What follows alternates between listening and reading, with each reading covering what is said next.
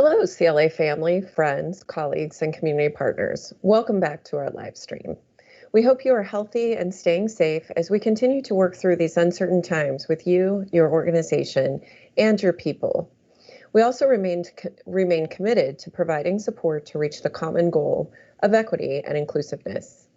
In very recent news, the Federal Reserve Board on Monday expanded its Main Street lending program to allow more small and medium-sized businesses to be able to receive support. The board expects the Main Street program to be open for lender registration soon and to be actively buying loans shortly thereafter. The changes include lowering the minimum loan size for certain loans to $250,000 from $500,000, increasing the maximum loan size for all facilities, increasing the term of each loan option to 5 years from 4 years, extending the repayment period for all loans by delaying principal payments for 2 years rather than 1, and raising the Reserve Bank's participation to 95% for all loans. We have Todd in the chat today to answer your questions with what we know related to these changes, and he will be back on the stream on Thursday to take a deeper dive into this program with Leslie. Today, we are going to cover a lot of material in what promises to be a jam-packed session. We'll start with the coverage of the EIDL program and answer your request for more information as it relates to any of those updates.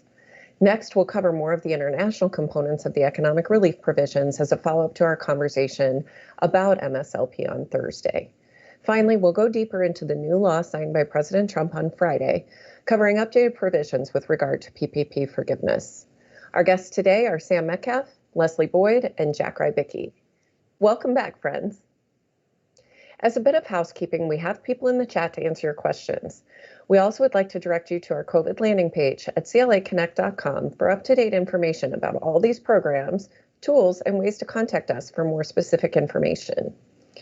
I'd like to start today talking with Sam about the EIDL program and some important items that we're seeing coming through our COVID landing page as it relates to the structure and forgiveness of those grants and loans. Sam, welcome back. Hi, Jen. Hey, can you please kick us off with an overview of the program and where things stand at this point? Absolutely. Thanks, Jen. Well, the good news is that there's no major changes to the program at this point since I've been last on.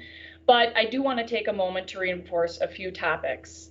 The SBA is still taking care of their backlog on non-agricultural organizations, but only accepting new applications for agricultural organizations, and those loans are up to $150,000. As of June 6th, there was almost $80 billion of loans approved for EIDL, which is a significant move from the last time I was here talking to you. You are able to qualify for both the EIDL and PPP loan. However, remember that if you're taking both, you cannot have them for the same expenses. You can't use them for the same payroll expenses, and the EIDL grant will reduce the amount of PPP forgiveness.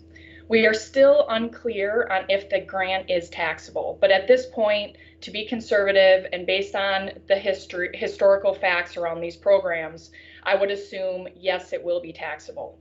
We will update you on live streams in the future if and when we get clarity on this topic. Thanks for that update, Sam.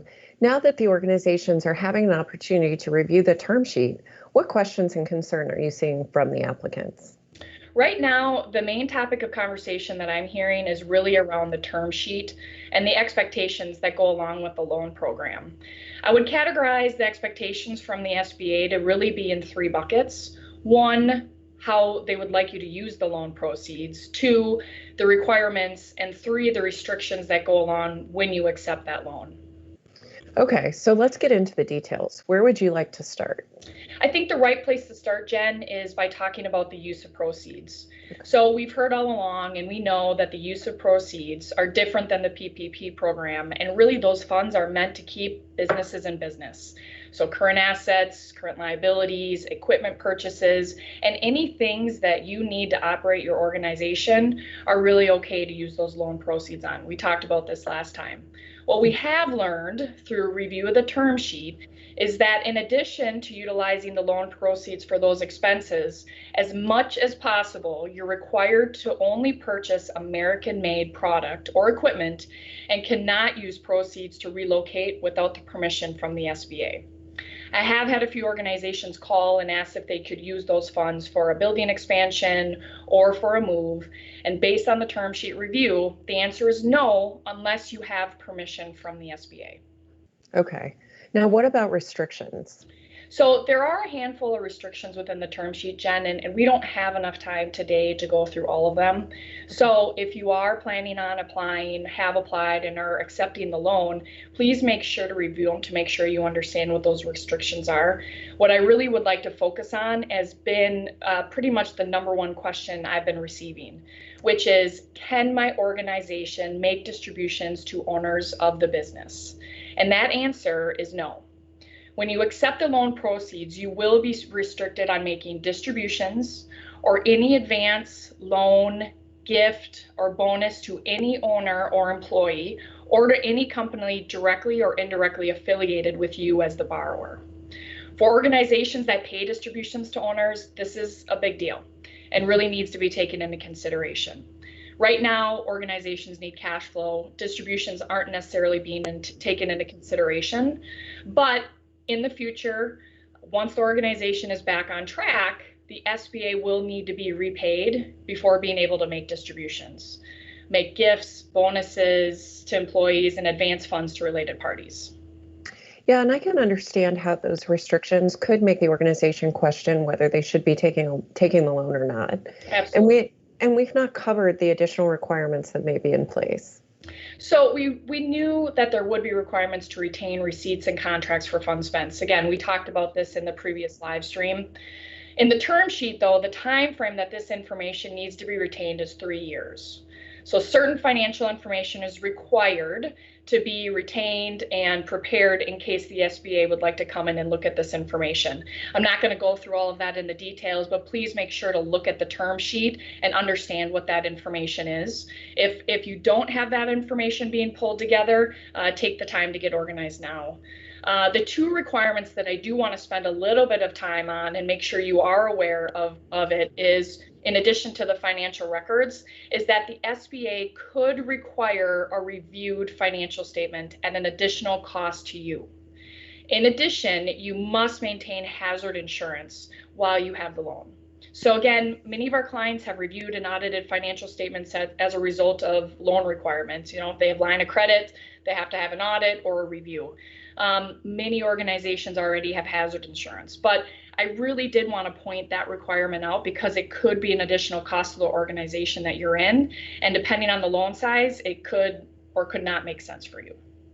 Yeah, I think that's really helpful, Sam. And I'm sure that organizations need time to evaluate and decide if they're going to accept the loan. So how long does an organization have before they make a decision to accept or decline the loan? Yeah, it's a good question, Jen. Initially, I was hearing that you had 30 days to make that decision. I've now reviewed a couple term sheets, and in the term sheets that I've reviewed, it appears that you have to return the document, your signed document, to the SBA within 2 months of loan authorization. So that should be plenty of time to work with your advisors and your team to make sure this loan is the right loan for you. Agree. So final question for you, Sam, on this is, do you have any advice that you would give organizations that are hesitant to accept the loan proceeds? I think overall organizations have been surprised, have been hesitant to accept the funds due to the restrictions that are in place on this. Mm-hmm. If your organization needs cash flow and capital to support ongoing operations, this program should be considered, but it should be considered as part of other loan programs or grants available to help your organization during this time. So make sure you understand the big picture, what gap you're trying to fill, and the pros and cons relating to these programs. Jen, I know Craig Ahrens was on a recent live stream talking about some of these options, but I encourage all of you, if you have questions relating to this, please reach out to CLA and we'd be happy to discuss these things with you. But for organizations that have already made the decision or are choosing to take the EIDL loan, just make sure that you understand how these restrictions could impact the plans of your organization now and in the future. And again, remember, you have the ability to repay that loan early. So again, as you know, there's no such thing as free money. There's always a cost. As an organization, as a leader or owner in your organization, you really have to decide if it's worth it. Absolutely. Well, thank you, Sam. It is so great that we have you here to cover this. And I think that's the perfect entry for Leslie into the conversation to close some gaps on the international component of this program. So, hey, Leslie, welcome back. And it's good to be back. It's great to have you. So thank you for bringing your expertise in the international arena to cover this discussion. We've talked about several economic relief programs over the last several weeks, and one complicated area has been how global companies do or don't qualify for the program and any special issues that these companies face. So let's discuss and start by talking about how global companies fit into these lending packages, starting with EIDL as a follow-up to Sam. Yeah, I think that ties in nicely. So, I think what Sam's highlighted and what all these live streams have highlighted, frankly, is that participation in economic relief is complicated because every program has all of these different eligibility rules. And these nuances can get especially tricky for global organizations. So for the EIDL program, the good news is that global organizations weren't precluded from being part of it. But generally, a requirement is under the SBA standards that you have to have 500 or fewer employees, or it could be bigger based on size standards. But where the real catch-22 comes in with this is that 500 employees is based on affiliation rules. So you have to count your worldwide head count to determine whether or not you meet that size standard. And so that's where we really saw a lot of global companies struggle to say, well, worldwide, my headcount might be 3,000, even if it's 400 here in the US. There's also some confusion in the EIDL program because there's limitations for certain joint ventures when you've got a participant in the joint venture that's foreign. And so you have to understand what's your legal structure and whether or not you qualify based on that. And really understanding that definition is important because what we've learned through the EIDL and the PPP is that many of these definitions are going to translate as the Main Street lending program starts to gear up. So those definitions are important. The last point on the EIDL that I think is really important to foreign companies is just getting the application done has been a challenge. So the application is electronic. It requests a federal tax ID number, and that's been a very complex workaround that we've had to contend with many of our foreign-owned companies. So those are some of the challenges we've seen with the EIDL. Again, it was still available, just a lot more nuances to work through. Yeah, I think that's helpful to close the loop on EIDL. Let's pivot here and talk a little bit about the PPP program and what we need to know.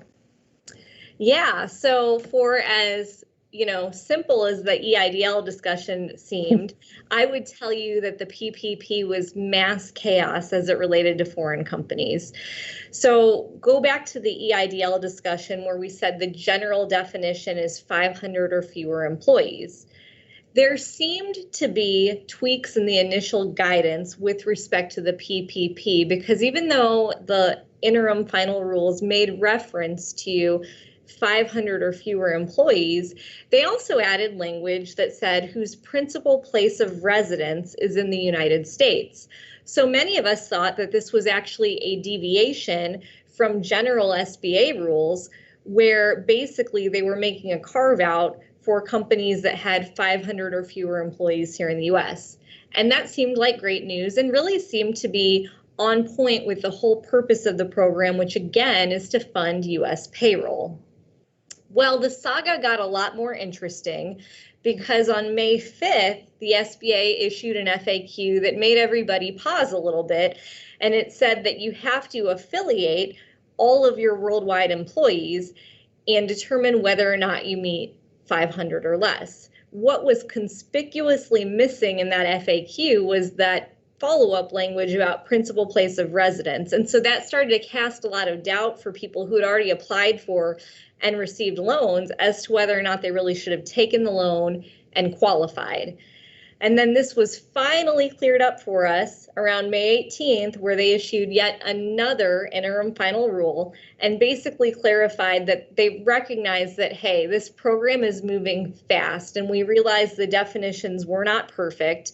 And the reason that they had put principal place of residence in there was really to say that those loan proceeds have to be used on your U.S. employees. They can't be used to fund foreign payroll. So now go back to the definition, and let's pretend that I've got a worldwide organization that's got 3,000 employees, and in the US they only have 400 employees. They would not qualify because when we affiliate, our total employee count is over that 500. But they did at least give us a safe harbor for those companies that before May 5th had applied for their loan, that if they were under that 500 or fewer in the US, and that's how they interpreted it, that they were still eligible. So going forward, because we still have a few more weeks where people can apply for a PPP loan, if you are a global organization and you're over 500 employees worldwide, you're probably not going to qualify. But that's where it's really important to understand how headcount works, what's your structure, and who are your affiliates when you're working through that. Yeah, thanks, Leslie. I think it's so helpful to have some comprehensive coverage in this area. I mean, and of course, we can't talk about PPP without talking more about the new act and answering some of our hot topic questions that have arisen even since last Thursday's live stream. So we're going to ask Jack to come join us. And, just Jack, welcome back. And thanks again for joining us. I think it's helpful to talk a little bit by way of introduction about what is in the new law before we get started. Sure. Yeah, not really much has happened since the last time we got together last week, although we did get a press release that came out. So yet another way the SBA and Treasury is now starting to communicate with us. And so they did do a press release that informed us that they were going to promptly, whatever that means in SBA terms, start to look at some guidance coming out on these programs, specifically around a new application for loans, because don't forget, we can still have new loans granted under this program. Obviously, a new loan forgiveness application, taking into consideration some of the changes. And then there'll obviously need to be interim final rules and FAQs issued. But mostly the press release just reinforced what was in the law that was signed on the 5th. And those were really 3 or 4 main things, right? So we know that all covered periods are now extended, and so they're all 24 months, right, for any loan. But if your loan pre-existed on June 5th, you can elect into an 8-week period for your covered period still. Also, for all new loans, now loans are going to have a 5-year term as opposed to a 2-year term. There was nothing in there that said existing loans could not move to a 5-year term, but that would be a discussion between a borrower and the lender themselves. There were also a couple safe harbors put in place related to reductions of loan forgiveness on the FTE test. And so there were already a few that were built into the application for loan forgiveness, but they were formalized now as part of the CARES Act. And so one of those had to do with if you tried but were not able to rehire employees or find alternative suitable employees by December 31st. And then another rule came into play, which was a new rule that basically said if you can't return to normal operations because of the restrictions in place by CDC or OSHA or anything like that related to COVID items, that would be another reason why you would not get penalized for FTE reductions. So those were very good things that stayed in place. We also learned that loan forgiveness, you've got some period of time to apply for that now before you have to start servicing your loan. So you basically don't have to start servicing your loan now until loan forgiveness is adjudicated. But if you don't apply for loan forgiveness for a period of 10 months after your covered period ends, then you have to start servicing the loan. So there is kind of a 10-month window now where there's an expectation that you do get that serviced. So those were the main things that were just kind of reinforced in the press release. But we did get some good developments on the 60% test as well. Yeah, and I think that was definitely an area in the new act that caught everyone's attention. So tell us what we learned about how the SBA intends to implement that provision.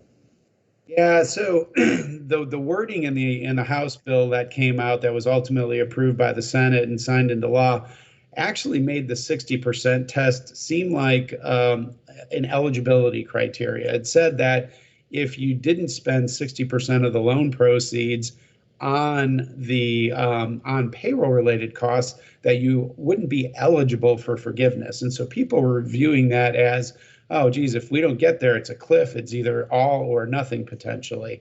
That was the good news in the press release.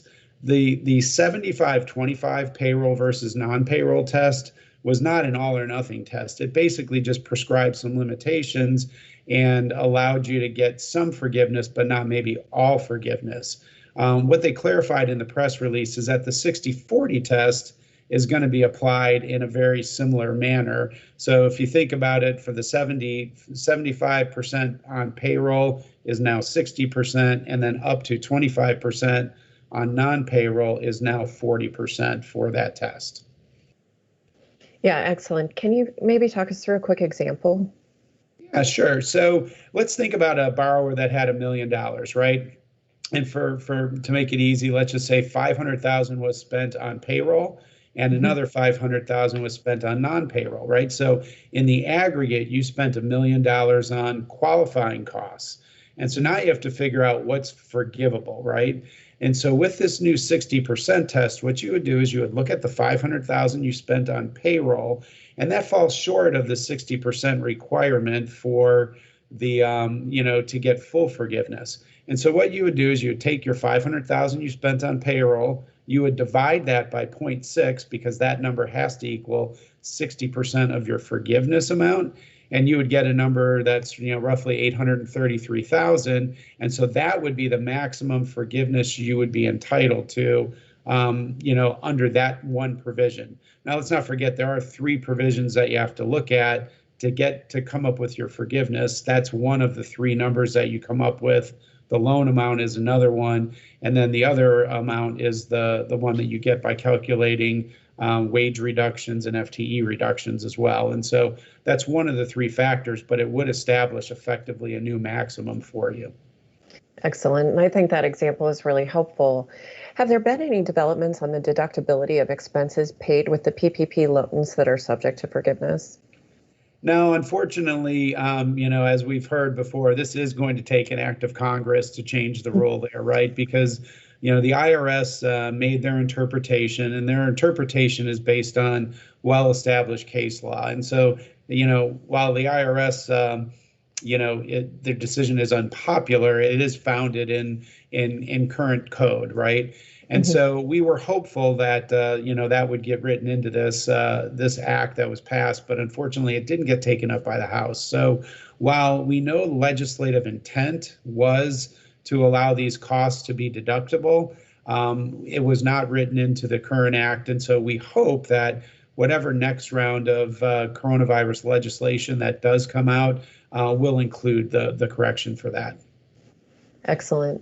So can you talk to me just for a little bit in some of our remaining time about anything else that you see coming in as, hot topics, big questions? I know Rick and I were together yesterday answering some questions, and people are still asking about, help me understand the utility test. Tell me if you know more about, trash, water, sewer, or cell phone expenses. So could you walk through a little bit of that in some of our remaining time, just as a refresh and clarification for anyone watching?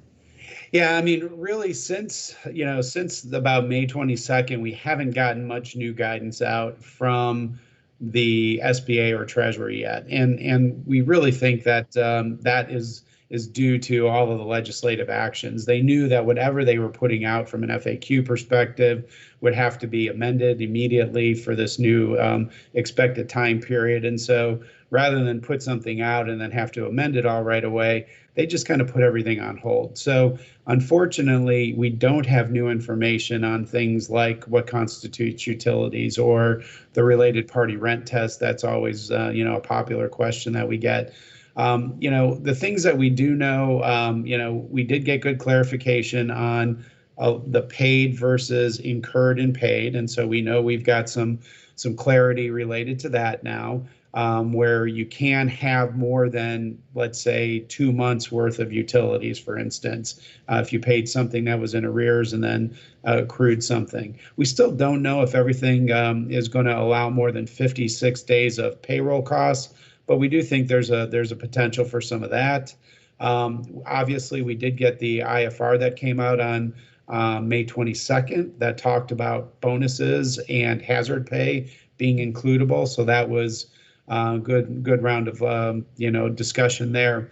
One thing that we heard recently, though, is that in the next round of legislation, there are likely to be some more things related to PPP. Senator Collins, for instance, is adamant that in addition that she wants to be included in this is that as an allowable cost, PPE would be included, so personal protective equipment, because she's noting that many organizations now are incurring significant costs related to that they didn't have before. And so she thinks that would be a great use of additional PPP loan proceeds to allow businesses to pay for the personal protective equipment now. And so we are hearing that there will likely be some additional tweaks coming down the road in whatever that next round of legislation is. The issue there is that next round of legislation won't come out until the July or August timeframe. So we are getting a lot of questions as to what should I do now? Should I apply now for forgiveness? Should I wait? Do I take the 8-week period? Should I use the 24-week period? And there's really no canned answer for that, right? But if you're getting forgiveness, nearly 100% forgiveness in the 8-week period, there's really no reason to extend it out to the 24-week period. The one thing I will tell you, though, is right now, even if you applied for forgiveness and if your bank processed your application, the bank has nowhere to go with it right now because the SBA still doesn't have the mechanism set up for the banks to actually submit the application for forgiveness. And we think that that's probably a few weeks away. The rules around how the banks are going to submit that, what they need to submit to the SBA, and then the technology mechanism haven't even been percolated yet to the banking institutions. And so we know that that's a couple weeks away. And then when you think about how that whole process will play out, the banks have, a period of 60 days to review things. The SBA has another 90 days to review it after that. And so realistically, loans are not going to start getting reviewed until sometime in Q3. And most of the time, you're not going to get information about forgiveness until we get into Q4 of this year. And so while there's really no reason to rush into that, because we don't think you're going to get benefited by getting an application in now if they put new rules out later, because I don't think they're going to come up with new rules now. I think they're going to come up with rules that clarify things that were always intended. At least that's the way they're going to characterize it. So, sit tight. Let's be patient. Let's wait to see when the SBA comes out with guidance, and then we'll be able to process the applications much more accurately when we finally do get around to it. Absolutely. And I think that's good guidance. And, as we know more, we'll obviously continue to bring it. We do have one question come in on the EIDL. So I'd like to turn the camera back to Sam before we wrap, which is really just, can you give us it's Renata asked if, can you give us any ideas on how we confirm if we have an EIDL that we have to repay or if it's an advance? Well, so initially you will be told that it's an advance. So when you get an initial communication from the SBA, they will tell you it's a grant or an advance. They will then follow up with the loan application process, and you'll be able to very clearly see when they send you a term sheet with the loan, you'll know that that's the loan process. I also saw in the chat box, Jen, that there was questions around the forgiveness piece. And so, Jack and I can comment to that. At the end of the day, let's just say you received a $3,000 EIDL grant. And you also were applied and received the PPP loan, and you went through the process and you received 100% forgiveness on your PPP loan. So technically, without the EIDL loan, you would have zero to repay or zero to finance. Because that you have that $3,000 EIDL grant, that is the remaining amount to be financed at 1%. Excellent. So just wanted to give a little clarification to that because I know that there were questions to that in the chat box. Yeah, and there's one last question, and then we'll close for today. But the question is, can I increase my salary as a business owner if I can't take distributions with the EIDL? Yeah. Well, I mean, the comment in the term sheet is that, there should be no bonuses, there should be no advances. And so again, my advice to you is, use the EIDL proceeds for what you need.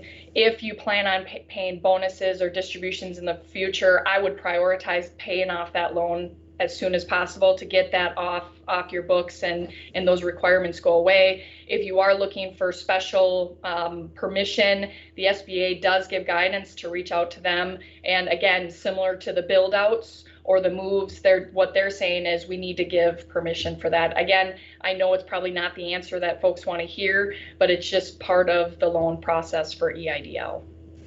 Well, and I think knowledge is power, even if it isn't what you want to hear, just knowing and being able to plan around it is really important. So thank you for the guidance. And I hate to say, unfortunately, that's all we have time for today, but Leslie, Jack, Sam, thank you so much for the information today. I know it was super helpful. On Thursday, we will be back with Todd to take a deeper dive into the changes to the Main Street Lending Program, as well as either Jack or Rick to discuss more about the PPP forgiveness as it comes available this week. We'll also have Paul Nefer in to share the impact of COVID and economic relief on agribusiness. So should be a really exciting session with Leslie on Thursday. We'd like to remind you in the audience to continue to visit our COVID landing page at claconnect.com for more information on PPP forgiveness, as well as other hot topics. You should also take a minute to subscribe to our emails. The link is provided in the box below me so that we can continue to share up-to-date information with you around the forgiveness tool and other modeling tools that we have in place, including demos and how we can continue to support you and consult with you at this time. Please continue to send us your questions, and we will be back next week with more information. Thank you very much, and be well.